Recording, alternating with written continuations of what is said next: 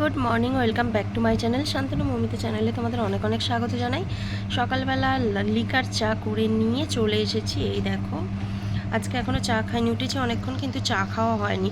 তো ভাবলাম একটু লিকার চা করি। দুধ চা রোজ রোজ খেতে আর ভালো লাগছে না। কালকে রাতে খেয়ে অম্বল হয়ে গেছিলো, কি বলবো। বোনেরা এসেছিলো, চা করলাম, করে খেলাম, ব্যাস সেই এমন অম্বল হয়েছে কি বলবে। ভাবছি এই জন্য লিকার চাটাই খাবো। আবার জানি না, আবার সন্ধ্যাবেলা হয়তো মন যাবে দুধ চা খেয়ে নেবো, এরকমই ব্যাপার। চলো এখন চা খাই, চা খেতে খেতে চা খেয়ে নিই, তারপর যা করবো তোমাদের সাথে অবশ্যই শেয়ার করব, সঙ্গে থাকো। কি করব ভেবে ভেবে রান্নার চিন্তা করছিলাম, যে ওকে জিজ্ঞাসা করলাম যে কি রান্না করবে। ও বলছে ও সবজি নিয়ে আসতে কিছু। তো কি আনবো, গিয়ে দেখলাম পাট শাক এসছে। মানে পাট শাক তো অনেকদিন খাওয়া নেই, তো ভাবলাম একটু পাট শাক নিয়ে আসি। আর এই যে একটু কুমড়ো নিয়ে এসেছি, কাটা কুমড়ো। তার সাথে এনেছি একটু ঢ্যাঁড়স আর পটল। তো এই বাজার করে আনলাম। তো ওইগুলোর মধ্যে কি রান্না করব জানি না। ইচ্ছা আছে কুমড়ো দিয়ে, ঢ্যাঁড়স দিয়ে, আলু দিয়ে একটা তরকারি করার, পাট শাক ভাজা করার, পটল ভাজা করার। কুমড়ো দেখি একটু হয়তো ভাজা করতে পারি। তো এই হচ্ছে আজকে ইচ্ছা, দেখা যাক। চলো, আমাকে তো বাঁচতে বাঁচতেই সময় চলে যাবে, পাট শাক বাঁচতে অনেক সময় লাগে। করে নিয়ে দেখো, আগে ভাত চাপিয়ে দিয়েছি, আর এদিকে ঢ্যাঁড়সের ঝাল চাপিয়ে করবো, তার জন্য ঢ্যাঁড়সটা ভাজা করছি। আর এখানে পটলটা ভাজা করে আগে তুলে নিয়েছি, পেঁয়াজ কাটছি। পেঁয়াজটা ঢ্যাঁড়সের ঝালে দেওয়ার জন্য এই পেঁয়াজগুলো, আর এগুলো কাটছি পাট শাক ভাজার জন্য। ওই দেখো, এখানে হচ্ছে কত মাছই ঘুরছে আজকে। এই যে পাট শাকটা ভাজা করবো, তার জন্য একটু সিদ্ধ করে নেবো আগে। চলো ঢ্যাঁড়সটা ভাজা করি। বাইরের দিকে চলে এলাম রান্না করতে, ও গেল টিফি রিটার্ন করতে। তো ওই দেখো, এখানে পাট শাক ভাজাটা খালি করছি, বাকি ওইদিকে সব করে নিয়েছি। আর এখানে পাট শাক ভাজাটা খালি করছি। আর ভাতটা এখানেই এনে উপর দিলাম, কারণ ওদিকে দিলে এদিকটা ফাঁকা থাকতো, কেউ ছিল না তাই। চলো, আর এখানে আমি তরকারিটাও এনে রেখে দিয়েছি, ওদিকে কেউ নেই বলে। এই যে ঢ্যাঁড়সের ঝাল। সকাল থেকে চা বিস্কুট ছাড়া সেরকমভাবে কিছু খাওয়া হয়নি। আজ বৃহস্পতিবার তো পুজো হয় না বলে কিচ্ছু খাইনি। এই যে একটুখানি ছাতু বললাম, এখন একটু ছাতু ছিল, ছাতুর শরবত করে নিচ্ছি একটু নুন চিনি দিয়ে। তো এই দেখো, এটা খেতে কিন্তু দারুণ লাগে। সোনাই কালকে খুব খেয়েছে, বলছিল খাবে না খাবে না, তারপর যেই বলেছি খেয়ে দেখ একবার, ভালো না লাগলে তোকে আর খেতে হবে না, সঙ্গে সঙ্গে একদম বলছে বাহ কি সুন্দর। গুলে নিয়ে চলো। মেনু দেখো, তোমরা তো জানোই যে পটল ভাজা, শাক ভাজা, ঢেঁড়স আলুর ঝাল করেছি, আর এই যে কালকের মাছের ঝোল রয়েছে, আর দুটো ডিম সিদ্ধ করলাম। তো এই হচ্ছে আজকের মেনু। তো চলো এখন খাই। আর ভাত তো রয়েছে। সকাল থেকে শরীরটা মানে দুপুরের পর থেকে, দুপুরের পর বলবো না ঠিক, ওই বেলার দিক থেকে 11টা সাড়ে 11টার পর থেকে না শরীরটা একদম ভালো লাগছে না। মানে মাথা ঘুরছে। প্রেশার টেশারের কোনো প্রবলেম হলো নাকি জানি না, আমার তো এরকম সমস্যা কোনো দিন হয় না। মানে বেড়ে যাওয়া কমে যাওয়া এসব আমি জানি না এখনো পর্যন্ত, এই বয়স পর্যন্ত। এবার আস্তে আস্তে জানি না কি হতে পারে। তো ভাবছি এখন মাপতে যাবো। কী হলো, কি হাতে দেখি, কুরকুরে শাক খালি এইসব খাবার। আর ওই জন্য ভাবলাম একটু প্রেশারটা মাপাবো। তো সেই কারণে আমি একটু পরে যাবো। টিকিট ওখানে রিটার্ন করতে গেছে, দেখি আসি। আর বিকেল থেকে একদম ভালো লাগছিল না, আমি উঠে আজকে চাও করিনি, শুয়েছিলাম চুপচাপ। কিন্তু বৃহস্পতিবার ঠাকুরকে জল দিতে না গেলে আমার মনটা কেমন হচ্ছিলো, আর সন্ধে দিতে না গেলেও হচ্ছিলো সবটাই। ওই জন্য ওই দুটো জিনিস আমি খালি করেছি আজকে। সেরকমভাবে মানে বৃহস্পতিবার যেভাবে পুজো করি সেভাবে করতে পারিনি, শুধু সেবা দিয়েছি, একটু ফুল দিয়েছি, সেবা দিয়েছি, একটু ধূপ দিয়েছি, এইভাবেই করেছি। আলপনা দিই, কত সুন্দর। ঘর তো সব মুছি, নিচে ঘরগুলো মুছিনি, শুধু ঠাকুর ঘরটা মুছেছি ওপরে। কি বলবো, চলো। 5 টাকা চায়ের ব্যাপার।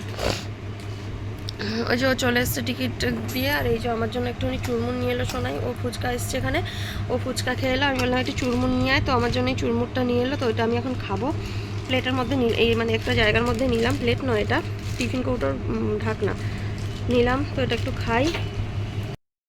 রাতে কি খাওয়া হবে সেটাই জানি না। সোনাইকে একটু চাউমিন এনে দিয়েছি, ও চাউমিন খাচ্ছে, মানে খেয়েছে, আর কিছু খাবে না। এখন রাত হয়ে গেছে, মানে 10টা বাজতে চললো। আর আমি একটু আলুর তরকারি চাপাবো।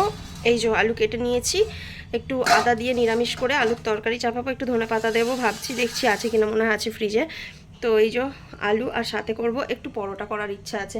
ওই দেখো ওখানে ময়দা এনে রেখে দিয়েছে, একটা চাউমিনের প্যাকেট এনেছে, ওই চাউমিনের প্যাকেটটা সোনাইকে করে দেবো। চাউমিন দুদিন আনতে যাচ্ছি, পাচ্ছি না, মানে আসছিল না।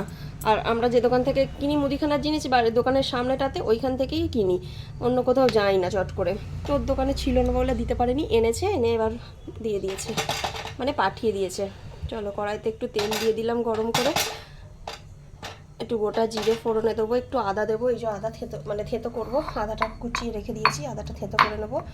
নিয়ে গোটা জিরে শুকনো লঙ্কা ফোড়নে দেবো, তেজপাতা দিয়ে একটু নিরামিষ করে আলুর তরকারি করব। আর সাথে ময়দা এখনও মাখা হয়নি, 10টা বাজে জানো তো, খেতে খেতে তো 11টা বেজে যায়, তার মধ্যে হয়ে যাবে। চলো আমি এটা করি, তারপর শেয়ার করছি। আলুটা কষিয়ে নিয়েছি, দেখো দেখতেই পাচ্ছ। এবার এর মধ্যে জল দিয়ে দেবো, সব কিছু দেওয়া হয়ে গেছে, জিরে গুঁড়ো, ধনে গুঁড়ো, আদা থেতো করা, ফোড়ন, সমস্ত কিছু। জাস্ট জলটা দিলাম।